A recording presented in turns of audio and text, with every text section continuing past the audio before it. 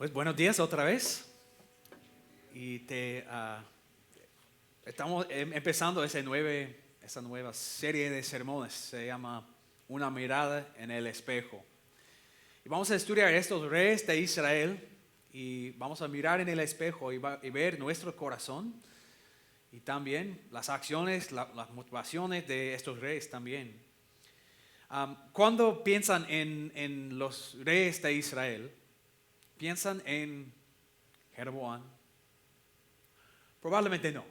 No es el primer nombre en que piensas. Tal vez David, Salomón. Para los israelitas, esos reyes fueron los mejores, o los reyes durante los tiempos mejores en la historia de Israel. Durante la época de David y especialmente de Salomón, había la más riqueza en Israel. La más poder, influencia de toda su historia fue durante el tiempo de Salomón. Salomón fue muy sabio, tenía mucho dinero, muchas cosas. En su época fue el hombre más rico en el mundo y tal vez todavía. Tenía mucha influencia en todo el mundo, con otras naciones y todo. Pero tenía tanto poder que hizo lo que otros reyes hicieron. Lo que otros reyes hicieron fue que tenían muchas esposas. Tal vez una esposa de esta nación para tener buenas relaciones, una esposa de esta nación, y tenía muchas mujeres, muchas esposas. Y eso pues Dios estaba enojado con eso, porque fue directamente en contra de lo que Dios dijo en su palabra. Tener una esposa y nada más. Pero aún más, Dios había dado un mandamiento a su gente. Dijo, no debes casarse con mujeres de las otras naciones que adoran a otros dioses, porque ¿saben lo que va a pasar? Es que ustedes van a ser tentados por sus dioses. Y eso es exactamente lo que pasó con Salomón. Salomón no solamente permitió que sus esposas adoraran a sus dioses, pero él también, Salomón, él mismo también adoró a esos dioses de las otras naciones y participó en la idolatría.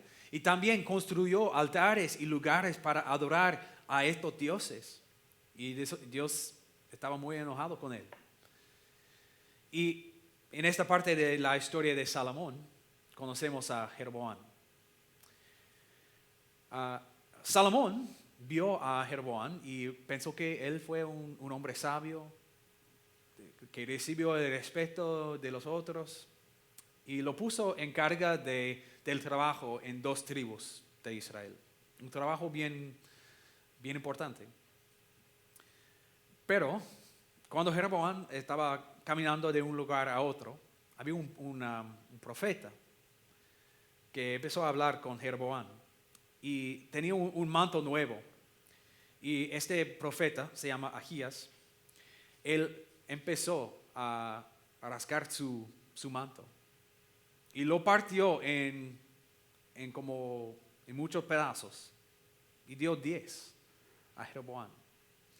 Y él dijo, por lo malo que hizo Salomón, porque él adoró a estos otros dioses, porque sacrificó a estos otros dioses, voy a quitar de su familia la mayoría de su nación, la mayoría de Israel. Voy a darte a ti, Jeroboam, 10 tribus de Israel y vas a ser el rey de esos 10 tribus. Y Salomón, el hijo de Salomón, él tendrá los otros 2. Eso fue la promesa de Dios, que ese profeta dijo a Jeroboam, tú vas a ser rey de los 10 tribus y Dios va a dártelo. Y al fin de eso, tiene una promesa también, vamos a leerlo. En lo que a ti atañe, yo te haré rey de Israel y extenderás tu reino a tu gusto. Si haces todo lo que te ordeno y sigues mis caminos, haciendo lo que me agrada y cumpliendo mis decretos y mandamientos como lo hizo David mi siervo, estaré contigo. Estableceré para ti una dinastía tan firme como la que establecí para David y te daré Israel. Qué promesa, ¿no? Que él no tenía que ser líder de una rebelión o algo. Dios iba a darle esos 10 tribus un reino. ¿Y qué dijo Dios? Quiero que sea un rey como David. Sígueme, escúchame. Y si lo haces, voy a bendecirte con una dinastía tan grande como David. Qué bendición, ¿no? Con esas palabras, Jeroboam podría ser un rey excelente, un rey que siguió a Dios. Pero vamos a ver qué pasa con Jeroboam. Con Jeroboam, él empezó a ser rey, no en el tiempo de Salomón, pero después de que Salomón se murió. El hijo de Salomón se llama Roboam. Y Roboam pensó que iba a ser rey de todas las tribus, como su padre. Pero obviamente Dios había dado esa profecía. Lo que pasó es Roboam, pues la gente no le gustó su liderazgo. Y los 10 tribus dijeron, no, Roboam, tú no vas a ser nuestro rey. Vamos a escoger a uno de nosotros. Y escogieron a Jeroboam para ser su rey. Entonces, en ese momento, hay algo que vamos a ver para el resto de nuestra serie en la historia de reyes de Israel. En ese punto, la nación está dividida. En ese momento, siempre hay 10 tribus y 2. Los 10 se llama Israel y los 2 se llama Judá. Entonces, en el futuro, cuando lo estudiamos, vamos a ver, ese hombre fue el rey de Israel. Eso no significa los 12 tribus, solamente significa los 10 tribus en el norte. Y si se dice, ese hombre fue rey de Judá, eso se refiere a los 2 tribus en Judá. Y ese rey estaba en Jerusalén. Eso es importante. ¿Okay? Entonces, Jeroboam, rey en el norte de los 10 tribus. Roboam, rey en el sur, rey de Judá. ¿Entiendes? Ok. Eso es importante para entender la historia, porque desde este punto, en el resto de su historia, estas 2 naciones, Israel y Judá, serán enemigos. Habrá conflicto entre estos 2. Y, vamos a ver qué pasa con Jeroboam. Vamos a leer de Reyes capítulo 12. ¿Qué hizo al principio de su reino? Jeroboam fortificó la ciudad de Siquén en la región montañosa de Efraín y se estableció allí. Luego se fue de Siquén y fortificó Peniel. Pero reflexionó. ¿Y qué tal si ahora el reino vuelve a la familia de David? Si la gente sigue subiendo a Jerusalén para ofrecer sacrificios en el templo del Señor, acabará por reconciliarse con su señor Roboam, rey de Judá. Entonces a mí me matarán y volverán a unirse a él. Después de buscar consejo, el rey hizo 2 becerros de oro y le dijo al pueblo: Israelitas, no es necesario que sigan subiendo a Jerusalén. Aquí están sus dioses que los sacaron de Egipto. Así que colocó uno de los becerros en Betel y otro en Dan. Y esto incitó al pueblo a pecar. Muchos incluso iban hasta Dan para adorar el becerro que estaba ahí. Jeroboam construyó santuarios paganos en los cerros y puso como sacerdotes a toda clase de gente, hasta a quienes no eran levitas. Decretó celebrar una fiesta el día 15 del mes octavo, semejante a la que se celebraba en Judá. En el altar de Betel ofreció sacrificios a los becerros que había hecho. y estableció también sacerdotes para los santuarios paganos que había construido. Así pues, el día 15 del mes octavo, Jeroboam subió al altar que había construido en Betel y quemó incienso. Ese fue el día que arbitrariamente decretó como día de fiesta para los israelitas. Esta es la palabra del Señor. ¿Qué pasó? ¿Qué tipo de rey fue Jeroboam? Pues tenía miedo, ¿no? De perder su posición, su poder, su control. ¿Qué dijo? ¿Qué dijo? Vamos a mirar otra vez a los versos aquí. ¿Qué tal si ahora el reino vuelve a la familia de David? Si la gente sigue subiendo a Jerusalén para ofrecer sacrificios en el templo del Señor, acabará por reconciliarse con su señor Roboam, rey de Judá. 3 veces al año la gente viajaba a Jerusalén para unos festivales. 3 festivales. La Pascua judía, el festival de, ¿cómo se llama? Pentecostés, y el otro del festival de las cabañas. Y en estos 3, toda la gente, los que podían, viajaban a Jerusalén para estas gran fiestas. ¿Qué pensó Jeroboam? Pues la gente va a regresar a Jerusalén con toda la gente, todos sus amigos, sus familias. Van a ver toda la gente unida y van a pensar, eso es mejor. Queremos Roboam como nuestro rey. Jeroboam tenía miedo de eso y creo que eso no fue tan ridículo. Podría pasar. Pero ¿qué sabía? ¿O qué debería haber sabido Jeroboam? La promesa de Dios, ¿no? Que Dios iba a estar con él. Que él iba a ser el rey. Dios lo había dicho. Pero ¿qué estaba pasando con Jeroboam?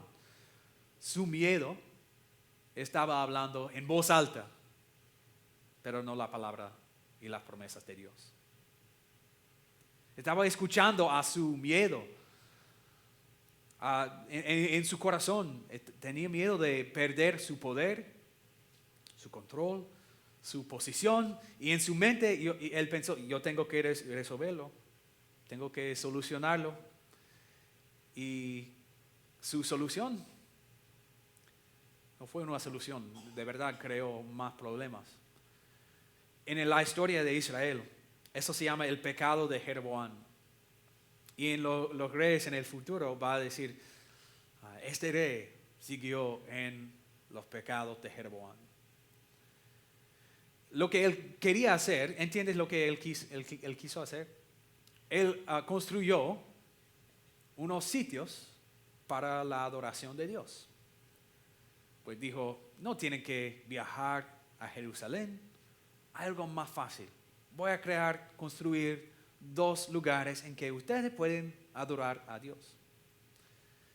Y pues obviamente es pecaminoso porque vieron que construyó 2 becerros de oro.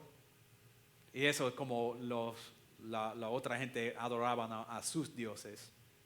Pero también Dios había dicho que la gente solamente debe adorar a Dios y dar sacrificios y quemar incienso en el templo en Jerusalén. Entonces Jeroboam estaba escuchando a su miedo, a su plan, a su solución, y ignoró los mandamientos de Dios. También Dios dijo, los sacerdotes deben ser del tribu de las levitas, ¿no? ¿Y qué dijo él? Pues eso no es fácil, no hay bastante hombres o lo que sea. Y él decidió escoger sacerdotes de cualquier tribu. Ignoró los mandamientos de Dios. Estaba escuchando a su miedo en vez de las promesas de Dios. No solamente ignoró estos mandamientos de Dios, pero ignoró su promesa. Que Dios iba a estar con él. Iba a ser una bendición. Y él pensó que iba a solucionar el problema, pero de verdad creó un problema aún más grande. porque guió a la gente a la idolatría. Pero no sé si notaron que dijo sobre los becerros, estos son sus dioses que les rescataron de Egipto.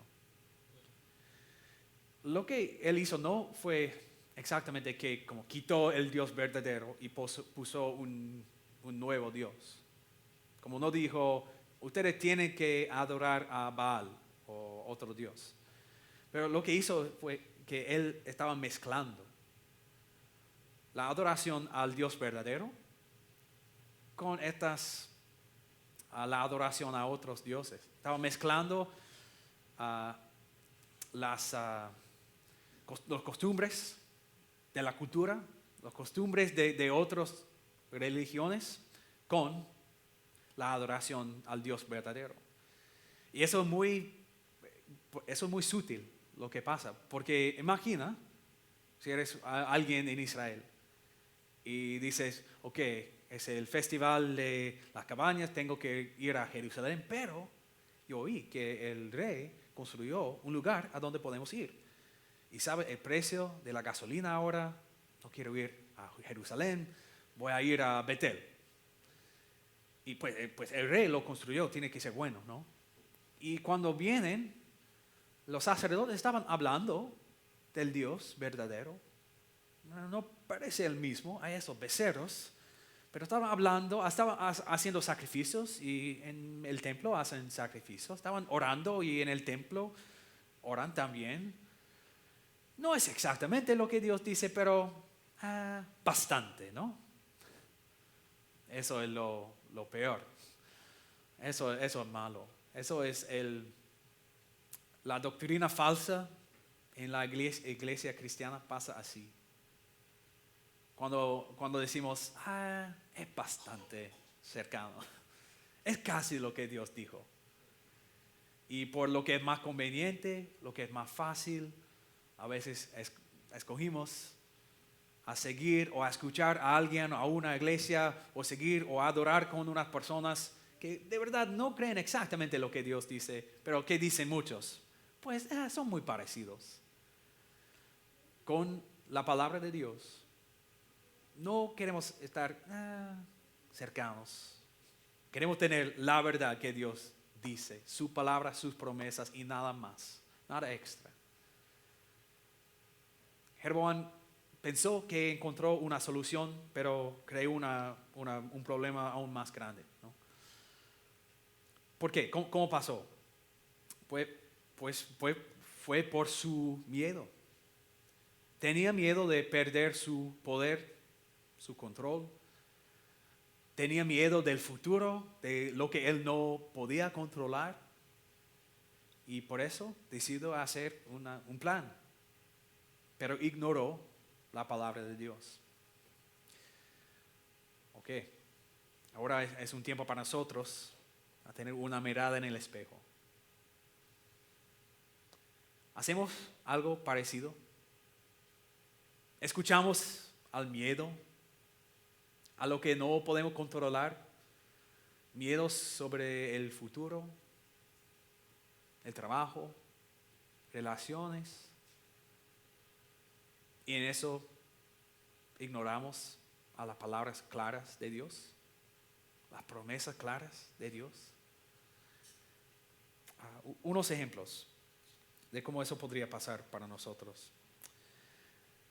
Tal vez en su trabajo, quieres o tienes una posición y quieres mantenerlo. Tienes miedo de perderlo o de no avanzar tanto como quieres. ¿Y cuál es la tentación? A no ser exactamente honesto. A tomar un poquito más crédito para algo que no hiciste. A hacer unos cambios en los financieros para que no perdamos tanto dinero. Y en eso escuchamos a nuestros miedos en vez de la palabra de Dios. ¿Qué pasa cuando alguna dificultad viene en la vida? no sé, un amigo, un familiar, pierde su trabajo, lo que sea. ¿Y qué pasa? Vienen las dudas. Pues, ¿cómo eso podría pasar? ¿Dios es bueno? O tal vez es bueno, pero hay algo que yo he hecho y Él no es bueno para mí. Pues tengo que mejorar algo o resolver algo y después tal vez Dios me va a proteger y amar, pero las cosas van mal en mi vida o en el mundo y tal vez Dios no me ama o tal vez Dios no existe. Y escuchamos a los miedos en vez de las palabras claras de Dios, las promesas firmes de Dios. Ese miedo es muy común. Si no hago eso, no estaré feliz. Tal vez es una adicción, algún pecado que es muy común en la vida. Si no hago eso, no estaré feliz. Pues Dios me va a perdonar, pero tengo que hacerlo. Y si no lo hago, voy a perder todo y no voy a estar feliz. Y escuchamos al miedo, en vez de escuchar las palabras de Dios y sus promesas. Como Jeroboam estaba escuchando a su miedo, en vez de escuchar a la promesa que ya tenía de Dios. Nosotros no necesariamente tenemos un problema con la idolatría a unos becerros de oro, pero tenemos el problema de escuchar al miedo y usarlo como la que toma cada decisión en la vida. Pero ¿sabe qué es bueno? Que tenemos palabras y promesas claras y firmes de Dios, como estas. Y les aseguro que estaré con ustedes siempre, hasta el fin del mundo. Cuando nos sentimos que Dios no está o no me ama, mis miedos no son seguros, no son firmes, no son claros, pero las palabras de Dios sí. Y les aseguro que estaré con ustedes siempre hasta el fin del mundo. O en el libro de Hebreos, nunca te dejaré, jamás te abandonaré. Son palabras ciertas. El miedo nunca es cierto, nunca sabemos qué va a pasar.